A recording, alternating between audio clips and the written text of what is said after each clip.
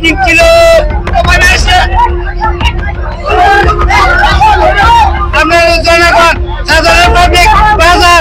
ব্রাহ্মণবাড়িয়ার বিজয়নগর উপজেলার সাতবর্গ এলাকায় শতবর্ষীয় ঐতিহ্যবাহী একটি পুকুরে বালু ভরাটকে কেন্দ্র করে এলাকাবাসীর আয়োজিত মানববন্ধনে পুলিশ বাধা দিলে হাতাহাতির ঘটনা ঘটে।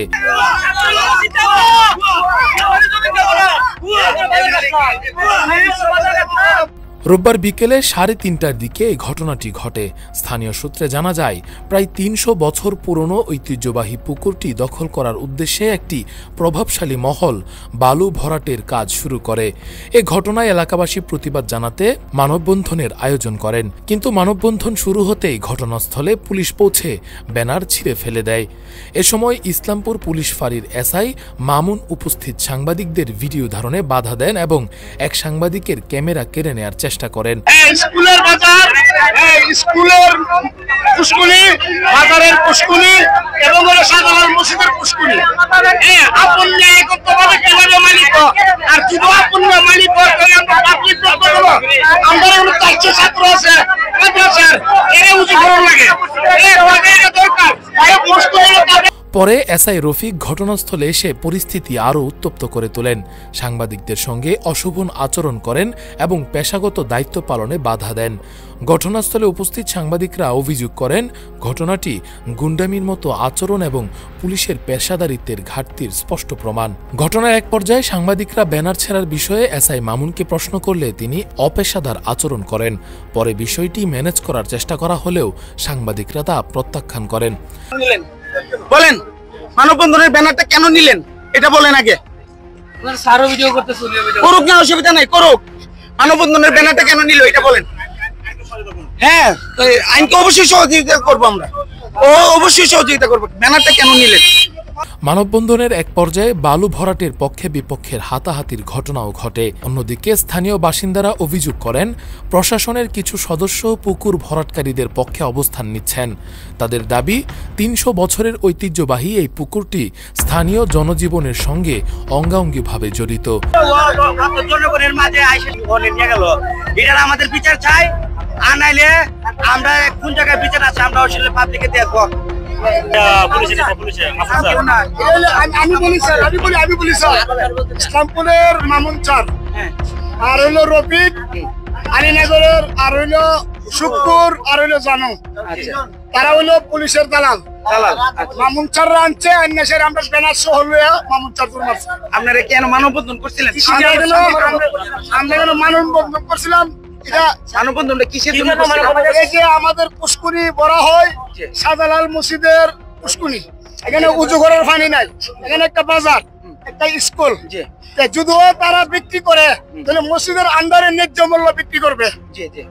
মসজিদ প্রস্তুত কেনার জন্য উঁচু ঘরের লাগি, উঁচু ঘরের পানি নাই, এই জন্য আমরা মানববন্ধন করছি। এটা আইন বুঝবে, আইনের লুকাইয়া এরা ওই দালাল সহায়ছে, আইনের লোক সহ আমাদের তারা আরও বলেন, সাতবর্গ বাজারের কর্মরত শ্রমিকদের জন্য গোসলের পানির চাহিদা পূরণ করে এবং বাজারে অবস্থিত মসজিদ মাদ্রাসার শিক্ষার্থীদের অজু ও গোসলের জন্য এই পুকুরটি অতীব প্রয়োজনীয়।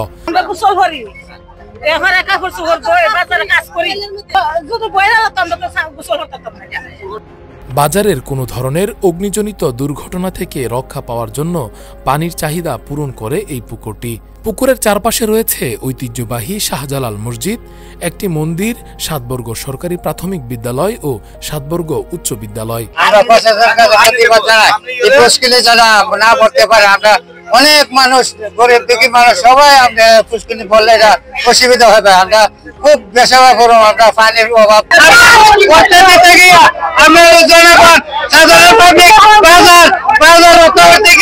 আগুন লাগবে, আগুন রক্ষা করতে গিয়ে আমরা পুষ্কিনির দরকার। আমাদের গ্রামের আজকে মিটিং ছিল, প্রশাসন আইনে বন্ধ করছে। আমরা গ্রামের এলাকাবাসী আমরা চাই না এই পুকুর ভরাট।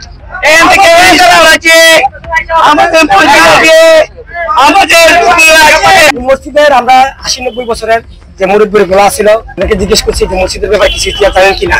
তারা বলছে অনেক আগেই তারা মসজিদের আন্ডারে 600 টাকা দিছে, যারা আগে যে মসজিদ কমিটি ছিল তারা জানে। আর স্কুল এই জায়গার অংশীদারের মালিক তার বাপে যে অশোক বাবুর বাপে আরো 1200 টাকা আমরা স্কুল দান করছে। তো স্কুলের অ্যামাউন্টে আর মসজিদের অ্যামাউন্টে যাগুলো টাকা আছে আমরা এইগুলা কিছু জোড়াতালি দিল নাই টাকা, তারপর জোড়াতালি দিল আমরা এইগুলা পুষ্কুনি কেনার মতো টপিক আছে। আমি সরাসরি শুনছি গত 3.5 মাস আগে 10 লক্ষ টাকা দিছে, বাকি টাকা দিছে না, টাকা দিছে অশোক বাবুর ছেলেরা। অশোক বাবুর ছেলেরা 10 লক্ষ টাকা দিছে গত 3.5 মাস আগে। কি কাজের জন্য দিছে? দিছে জায়গাটা তাদেরকে রাতে রাতে জায়গা কিনছে। স্থানীয় সূত্রে আরও জানা যায় পুকুরটির মোট আয়তন প্রায় 82%, যার কিছু অংশ সরকারি মালিকানাধীন এবং বাকিটা সাতবর্গ উচ্চ বিদ্যালয়ের নামে বরাদ্দ। 2021-22 অর্থবছরে 2 লাখ টাকা ব্যয়ে দৃষ্টিনন্দন ঘাটলা নির্মাণ করা হয়। এই ঘটনায় এলাকাবাসীর মধ্যে তীব্র ক্ষোভ ও নিন্দার সৃষ্টি হয়েছে। তারা দ্রুত তদন্ত করে দোষী পুলিশ সদস্য ও পুকুর ভরাটকারীদের বিরুদ্ধে আইনানুগ ব্যবস্থা গ্রহণের দাবি জানিয়েছেন।